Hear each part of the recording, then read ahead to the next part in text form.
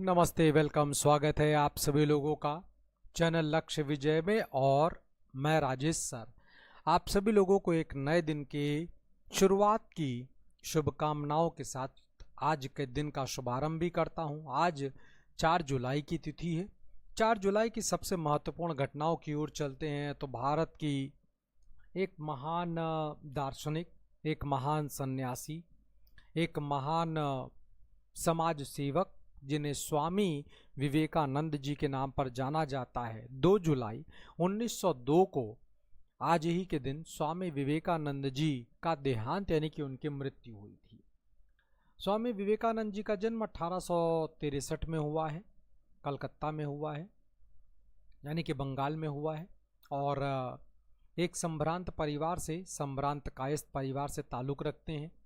इनके बचपन का नाम नरेंद्रनाथ दत्त है और जल्दी ही अपने जीवन के जिसे अर्ली एज कहा जाता है, उसमें वो एक बंगाल के महान संत जिन्हें हम लोग रामकृष्ण परमहंस जी के नाम पर जानते हैं, उनसे प्रभावित हुए। उनसे उन्होंने अध्यात्म की, दर्शन की ढेर सारी शिक्षा प्राप्त की है। और साथ ही साथ कई और लोगों से भी उनकी मुलाकात रही, जैसे केशव चंद्र सेन हो गए जो कि ब्रह्म समाज से ताल्लुक़ रखने वाले हैं। ऐसे कई लोगों से मुलाकात और ऐसे कई लोगों से मिलने वाले विचार से प्रभावित नरेंद्रनाथ दत्त अब वो एक नए प्रकार की विचारधारा और एक विचारधारा की, यानी एक नई प्रकार की क्रांति की बात करते हैं। ये क्रांति किसी बंदूक और किसी गोले की नहीं है। ये क्रांति लोगों के अंदर एक नए प्रकार के विचारों का और भारत जैसे देश को दुनिया के पटल पर उतारने का प्रयास किया गया।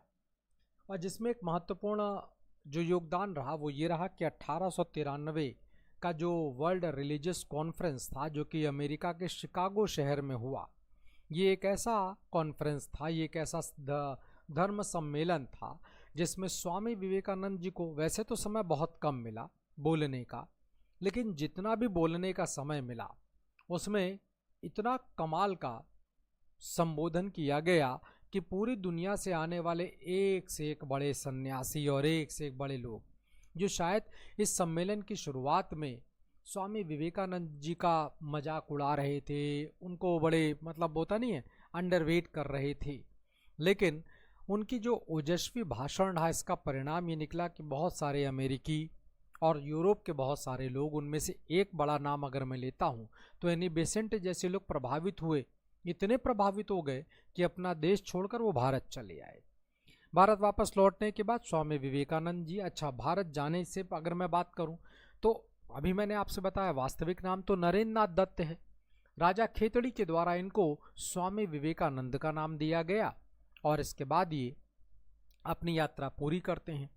स्वामी विवेकानंद के एक भाई और भी हैं, वो भी एक क्रांतिकारी हैं, बस सोच विचार का अंतर है। स्वामी विवेकानंद जहाँ लोगों की सोच, जहाँ लोगों के सोचने का तरीका बदलना चाह रहे थे, वहीं इनके छोटे भाई भूपेंद्रनाथ दत्त, वो एक बंगाल के क्रांतिकारी संगठन जिसे हम लोग अनुशीलन समिति के नाम पर जानते हैं, उससे जुड़े और क्रांति को, यानी कि एक तरीके से अगर देखा जाए तो दोनों भाइयों ने एक अलग विचार हो सकता है, एक अलग तरीका हो सकता है, लेकिन उद्देश्य एक था, किसी भी कीमत पर अपने देश को, अपने देश के लोगों के अंदर के जज्बे को, अपने देश के अंदर के लोगों की स्वाधीनता को, अपने देश के अंदर के लोगों की सोच को विकसित करने का, तो इसमें बड़ा महत्वपूर्ण योगदान दिया है। भारत वापसी के बाद अपने गुरु रामकृष्ण परमहंस के नाम पर कई सारे मठों की स्थापना किया गया, जहाँ से मानवीय सेवा, वो चाहे चिकित्सा को लेकर हो, वो चाहे शिक्षा को लेकर हो, हर प्रकार से शुरुआत किया गया स्वामी विवेकानंद जी के द्वारा। आज भी भारत के अलग अलग जगहों पर अगर हम देखते हैं तो बहुत सारे मेडिकल इंस्टीट्यूशंस हैं, बहुत सारे एजुकेशनल इंस्टीट्यूशंस हैं जो स्वामी विवेकानंद जी के दिखाए गए रास्ते पर चल रहे हैं और लोगों के अंदर मानवता की सेवा, लोगों के अंदर ईश्वरीय सेवा, इन सब की भावनाओं को प्रज्वलित कर रहे हैं।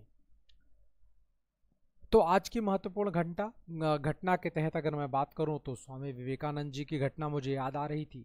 मैंने पहले भी बताया घटनाएं बहुत सारी हैं, लेकिन वो घटनाएं जो हम लोगों को प्रभावित करती हैं परीक्षा को लेकर, जो हमको प्रभावित करती हैं हमारे सामान्य जीवन को लेकर, तो उन घटनाओं की चर्चा मैंने आपके साथ किया। उम्मीद करता हूँ ये वीडियो आपको अच्छा लगता होगा। पसंद आता होगा वीडियो को लाइक कर दीजिएगा, शेयर कर दीजिएगा और चैनल लक्ष्य विजय को सब्सक्राइब जरूर कर दीजिएगा। आपके साथ और सहयोग के लिए आप सभी लोगों का बहुत बहुत धन्यवाद, आप सभी लोगों का बहुत बहुत शुक्रिया। Have a good day.